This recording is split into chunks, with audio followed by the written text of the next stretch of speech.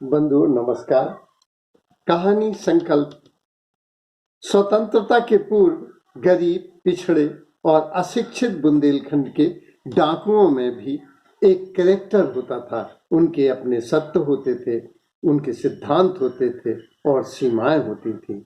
इसलिए एक लोधी, धनी मानी लोधी परिवार जो अटवा निवासी थे, उनके यहाँ एक फरमान डाकुओं का आया, जिसमें कहा गया था कि हम देवी सिंह और पूजा बब्बा और मूरत सिंह के भक्त हरि सिंह आपके इते अगली अमावस के रोज रात हम दल बल के साथ आ रहे हैं और हमें वो जेवर चाहने जो हमारी बहुअन बिटियन ने 2 साल से न पहरो हो, और जौन सामान गिरवी रखो है ऊपर जो ब्याज मिलो है उनको आधो ब्याज हमें चाहने हैं।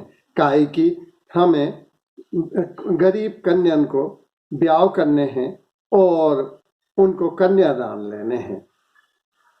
और एकादशी के दिन बागराजन मंदिर पे कन्या भोज है, सो अपने कन्याओं को उते पहुंचाने हैं।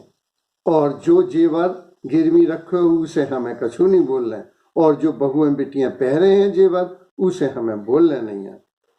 ऐसा फरमान सुनकर उस गांव के लोगों को सांप सूंघ गया और वहां के जो हलवाहे थे, जो कामगार थे, उनको ऐसा लगा जैसे लकवा लग गया हो। साना को छोड़कर शेष सब लगता था कि जैसे पैरालाइज्ड हो गए हैं। इधर जो बड़ी अम्मा 40 साल से बड़ी शांत सौम्य थी, वे आग हो गईं और मोनोलोआ ज्वालामुखी की तरह भड़क कर बोली कि हीरा सिंह से कह दियो कि अगर हमारी द्वार देरी पे आए तो उठ के जय हो। काहे कि हम राजपूतानी आए, हम बंदूक चला लेती, और हम जनी मान से जब चला लेती तो लोगन के एंगर भी बंदूक है, सो समर के आए। और अमावस की रात वह सिंघनी सिंह द्वार देवड़ी के ऊपर एक झरोके के किनारे पे तन के बंदूक लेके बैठ गई। साना बोला, मालकिन जे पाछू से भी आ सकत और दाएं बाएं से आ सकत। वो बोली कि ठाकुर हीरा सिंह ठाकुर आए, वो सामने से आ है और सामने हम देखत। ऐसी उसकी संकल्प शक्ति और साहस को सुन के हीरा सिंह की हिम्मत हार गई और इस तरह से ऐसा लगता था कि अबू खां की बकरी जीत गई। दूसरा वाकया, स्वतंत्र भारत में चुनाव होना थे। कांग्रेसी और जो स्वतंत्रता संग्राम सेनानी थे वे, और दूसरी ओर से कम्युनिस्ट पार्टी थी। कम्युनिस्ट पार्टी की ओर से मदन पाल जी खड़े हुए और कांग्रेस की ओर से चरखारी स्टेट के महाराज खड़े हुए। उस समय जिनने मदन पाल जी को पाला था, जिन्होंने टिकट लिया, वो इनके देवर थे। तो वो अपने देवर से बोली कि भैया हम तो लोधी आए, सो तुम हंसिया और खुरपी बचाइयो, से सब बेचो बारो और पूरे दम से दिल से चुनाव लड़ो, है ना, अपन को दिल्ली जाने हैं।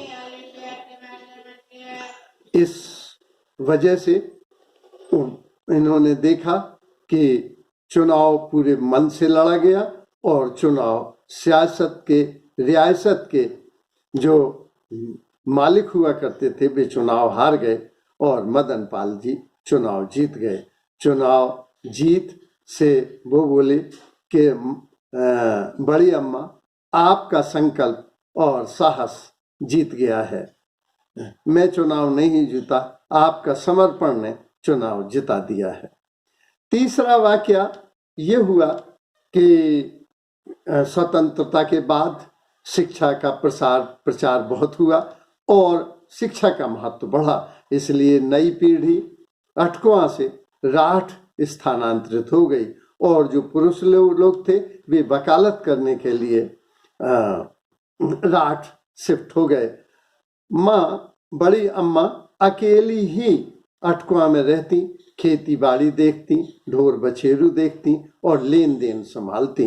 देखते देखते संभालते संभालते वे बूढ़ी हो गईं और एक दिन बीमार हो गईं। उन्हें लगा कि शायद हमारा अंतिम समय आ गया, इसलिए उन्होंने अपना झोला उठाया और उसमें सारा जेवर भरा और नकदी भरा और बैलगाड़ी से वे चरखारी 5-6 किलोमीटर की यात्रा करके पहुंच गईं और वहां से चरखारी से बस के द्वारा वे